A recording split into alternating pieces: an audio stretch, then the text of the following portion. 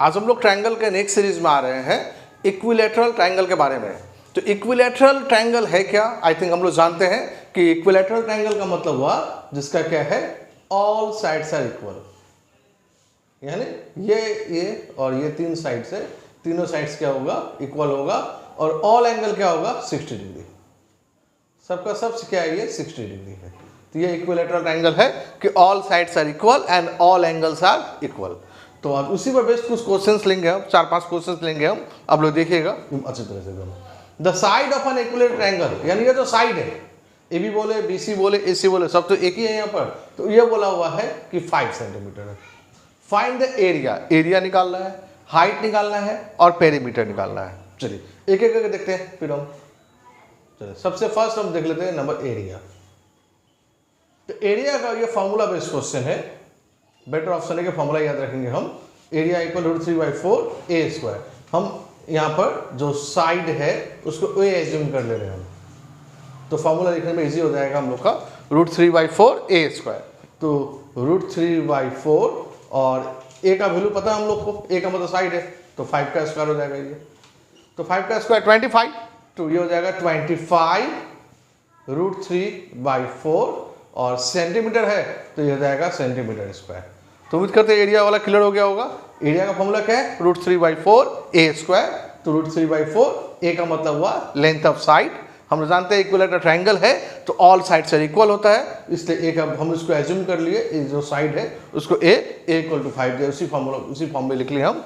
तो ए square, then मेरा solve करके हो गया 25 √3/4। चलिए अब देखते हैं हम लोग नेक्स्ट क्या निकालना, हमको हाइट निकालना है। नंबर बी, तो हाइट का फॉर्मूला है √3/2a। ये हाइट का फॉर्मूला है √3/2a। तो अब क्या होगा, समझ गए होंगे हम लोग। √3/2 इंटू ए कितना है, 5 है, तो ऑटोमेटिक क्या होगा ये 5√3/2 सेंटीमीटर। हाइट हमेशा क्या होगा, सेंटीमीटर में होगा। चलिए नेक्स्ट हम लोग आते हैं, लास्ट एक बच गया पेरीमीटर, नंबर सी। पेरीमीटर के बारे में हम पहले भी डिस्कस कर चुके हैं। पेरीमीटर का मतलब होता है सम ऑफ ऑल साइड्स। तो देखिए 3 साइड्स है, तो सम ऑफ ऑल साइड यानी 6 5 5 5, तो क्या हो जाएगा हम लोग का 15 हो जाएगा। यानी इसको फॉर्मूला के हिसाब से क्या बोल सकते हैं हम कि 3 है, यानी 3 × 5, ये हो गया हम लोग का 15 सेंटीमीटर। तो ये हो गया हम लोग का पेरीमीटर। तो एरिया, हाइट एंड पेरीमीटर हम इंडिविजुअल एक एक करके आपको समझा दिए हम। मेन इंपॉर्टेंट क्या है कि फॉर्मूला थोड़ा सा याद रखिएगा आप लोग। चलिए नेक्स्ट हम लोग आते हैं क्वेश्चन नंबर 2 में। The height of an equilateral triangle, इसमें हाइट ही दिया हुआ है। हाइट मींस जानते हैं हम लोग √3/2 है। अब बोला है कि find the area.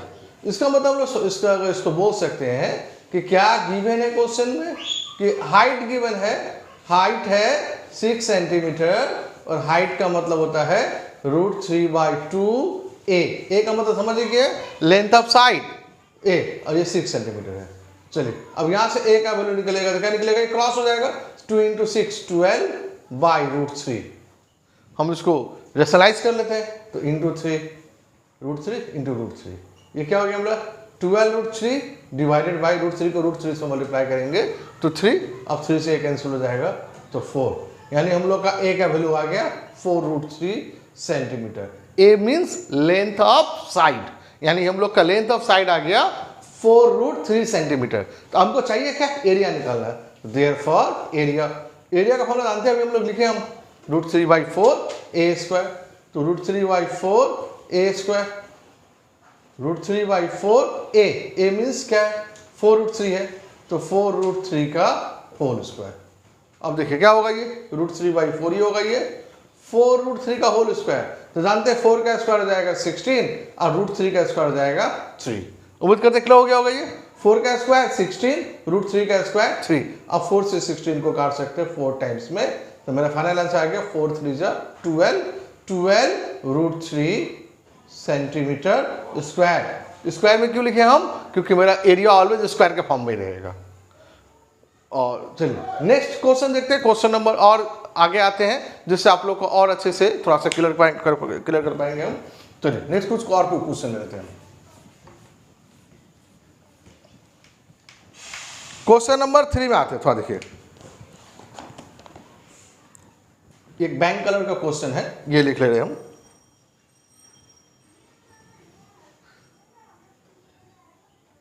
The area of an equilateral triangle, equilateral triangle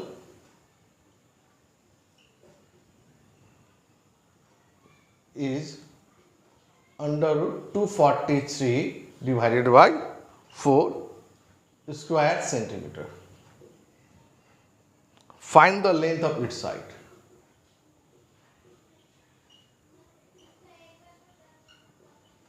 Length of its side.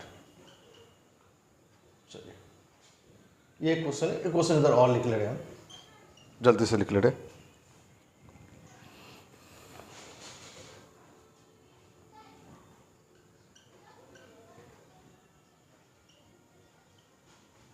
If the area of an equilateral triangle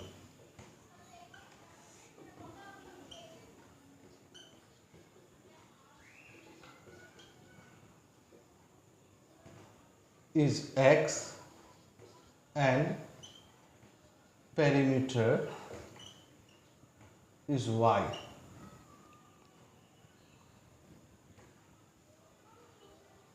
then which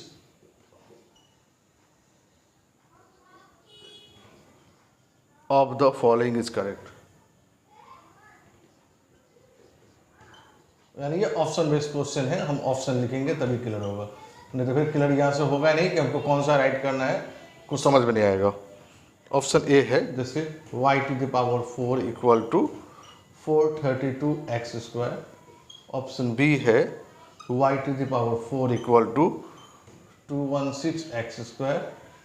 option C है y square equal to 432 x square. और एक last एक option D है, ये है none of this, इनमें से कोई नहीं। चलिए देखते था ध्यान से हम लोग, इधर आते हैं। फर्स्ट का question, the area of an equilateral triangle. देखिए इक्विलैटरल ट्रायंगल का एरिया दिया हुआ है, तो हम लोग एरिया का फॉर्मूला जानते हैं। तो एरिया का फॉर्मूला क्या होता है, √3/4a²। ये दे दिया है हम लोग का √243 डिवाइडेड बाई 4। क्या बोला question, find the length of side, यानी हमको a निकालना है, यानी सिंपल लैंग्वेज में a निकालना है। तो अब ये यहाँ से a² इक्वल टू क्या हो जाएगा, समझ, ये 4 पहले कैंसिल करते थे हम, ये 4 कैंसिल हो गया। चलिए अब क्या हो जाएगा, ये √243 डिवाइडेड बाई √3। तो इसको हम लोग एक कॉमन स्क्वायर में, स्क्वायर रूट में लेके चले आते हैं, यानी कॉमन स्क्वायर रूट मतलब इस तरह से 243 डिवाइडेड बाई 3। अब देखिए 3 से कैंसिल हो जाएगा ये, देखिए अब ध्यान से, a² इक्वल टू 3 से 3 8 24, 3 1 3। अब देखिए a² इक्वल टू √81, √81 का पता होता है क्या होता है, ये 9 है।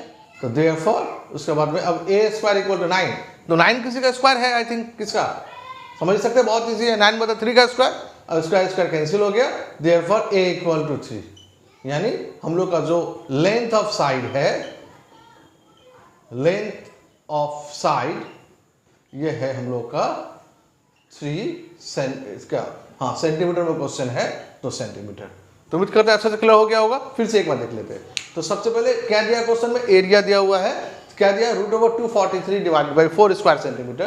तो एरिया का फॉर्मूला क्या है, √3/4a², this equal to √243/4, 4 cancel कर दिए हम ये। तब क्या हो गया, a² इक्वल टू, ये इधर इंटू में सब साइड से जो क्या होगा, डिवाइड में होगा, तो a² इक्वल टू आ गया √243 डिवाइडेड बाई 3। इसको एक कॉमन रूट में लिख लिया हम, कॉमन स्क्वायर रूट में, तो √243/3 ये कैंसिल होकर √81 हुआ। √81 जानते हैं कि 9 आएगा, स्क्वायर रूट ऑफ √81, और 9 जानते हैं 3 का स्क्वायर है, और उसका स्क्वायर कैंसिल कर दिया हम, यानी a का वैल्यू 3 आ गया। a क्या है, यही तो हम लोग का लेंथ ऑफ साइड है। तो आज क्वेश्चन वही है कि लेंथ ऑफ साइड कितना है, तो लेंथ ऑफ साइड क्या है, 3 सेंटीमीटर। ये तो सेम क्वेश्चन ऐसा बैंकिंग में भी आया हुआ है, सेम क्वेश्चन SSC CGL में का भी है, एकदम एग्जैक्टली ऐसा क्वेश्चन आया हुआ है। चलिए अब हम लोग इधर चले आते हैं, क्वेश्चन नंबर 4। हम 3 इरेज कर ले रहे हैं क्योंकि 4 का सोल्यूशन डिसाइड कर दे रहे हैं हम। चलिए क्वेश्चन नंबर 4 देखिए ध्यान से, क्या लिखा हुआ है, if the area of an equilateral triangle is x, equilateral triangle का एरिया दे दिया एक्स, तो आई थिंक हम लोग जानते हैं, अगर इसका सोल्यूशन करें, एरिया का मतलब हम लोग जानते हैं क्या, बोलिए, अभी लिखे थे फॉर्मूला हम, √3/4 a square this equal to x दिया, ये एरिया रहा, और क्या दिया, and the perimeter is y, perimeter जानते हैं हम लोग, सम ऑफ ऑल साइड्स, यानी 3a equal to why they दिया। तो मेरा क्वेश्चन है then which of the following is correct, ये जो 4 ऑप्शन है, ये 4 ऑप्शन में से कौन सा करेक्ट है, तो मेरे पास एरिया पता है, मेरे पास पेरीमीटर पता है, देखिए तो यहां एक चीज आप देखिए ध्यान से, देखिए 3a इक्वल टू वाई है, तो आई थिंक यहां से a का वैल्यू हम लोग फाइंड आउट कर सकते हैं y/3, हम इसको इक्वेशन 1 एज्यूम कर ले रहे हैं। अब देखिए from equation 1,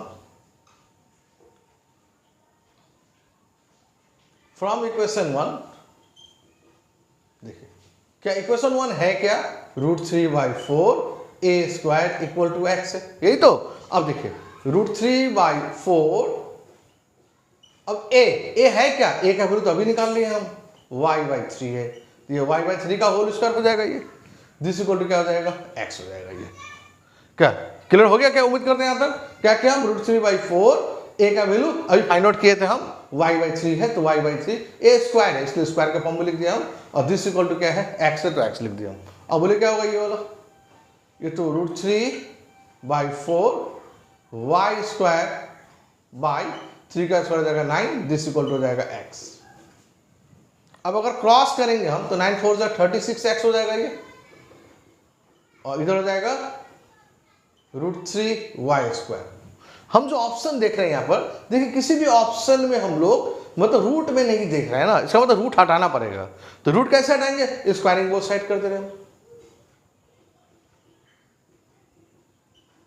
squaring both side कर दे रहे हैं हम, तो स्क्वायरिंग बोथ साइड करेंगे तो क्या हो जाएगा, ये 36x का होल स्क्वायर हो जाएगा, और ये हो जाएगा √3y स्क्वायर का होल स्क्वायर,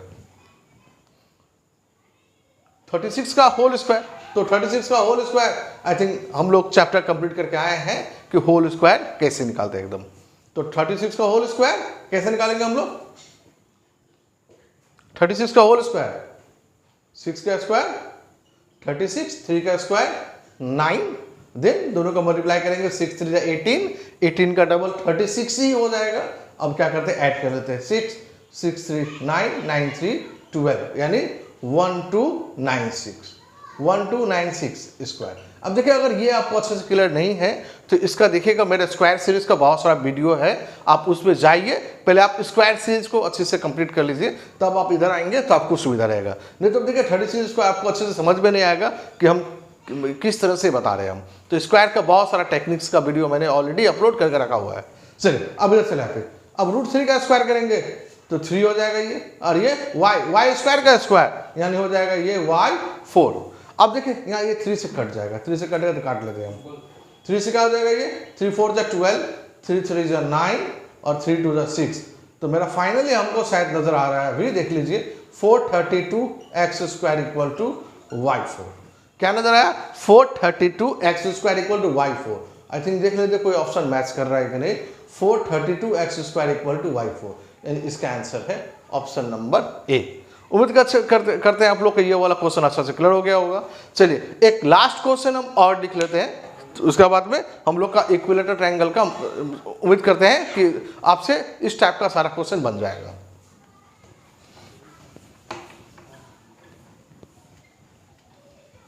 चलिए एक क्वेश्चन नंबर 5 लास्ट ले लेते हैं हम। Question number 5,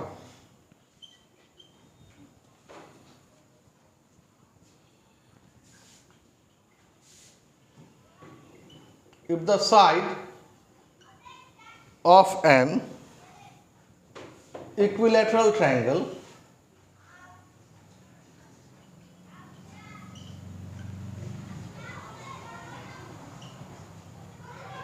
is increased by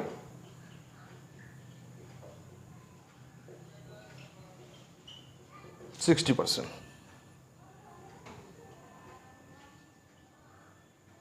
then by what percent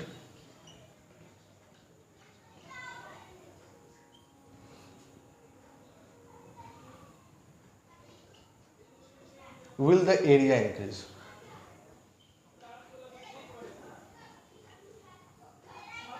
Will the area increase? इसका भी हम ऑप्शंस लिख लेते हैं कि आप लोग को इजी रहेगा समझने में। 145%,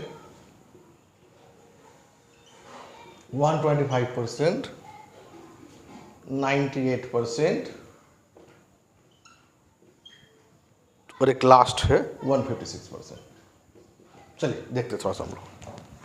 हाँ, if the side of an equilateral triangle is increase by, यानी जो साइड्स है जिसको ए बोलते हैं हम लोग, जो ए है वो 60% इंक्रीज किया, यानी तीनों साइड 60%, 60%, 60% बढ़ गया, तो बोला है then by what percent will the area increase. तो एरिया जो है वो कितना परसेंट बढ़ जाएगा? 145% बढ़ जाएगा, या 125% इंक्रीज हो जाएगा, या 98% इंक्रीज हो जाएगा, या 156% इंक्रीज हो जाएगा, ये हमको फाइंड आउट करना है। तो हम इस टाइप का क्वेश्चंस के लिए आपको सजेस्ट करेंगे कि आप नॉर्मल वे से मत जाइए कि ओरिजिनल एरिया इतना है, रिवाइज्ड एरिया इतना है, फिर कितना इंक्रीज हुआ, देन परसेंटेज इंक्रीज, ये टाइम लॉस है। इस टाइप को क्वेश्चंस के लिए हम प्रेफर करेंगे कि आप लोग फॉर्मूला को मेमोराइज कर लीजिए। चलिए, तो परसेंटेज इंक्रीज इन एरिया का फॉर्मूला है, परसेंटेज इंक्रीज इन एरिया का फॉर्मूला है हम लोग के पास में A square 2a plus A square by 100, जो भी आएगा परसेंट में लिख देंगे। अब ए क्या है आप लोग को पता ही है कि साइड से, तो चलिए अब 2 इंटू ए कितना परसेंट बढ़ गया? 60% बढ़ गया, तो ए हम मान लेते हैं 60 ही है, तो 2 इंटू 60 प्लस 60 का स्क्वायर बाय 100, तो 2 इंटू 60 120 प्लस 60 का स्क्वायर 3600 डिवाइड बाय 100, 2 0 2 0 कट गया, 120 प्लस 36 ये हो रहा है 156%। देखिए एक बार में सॉल्व हो गया।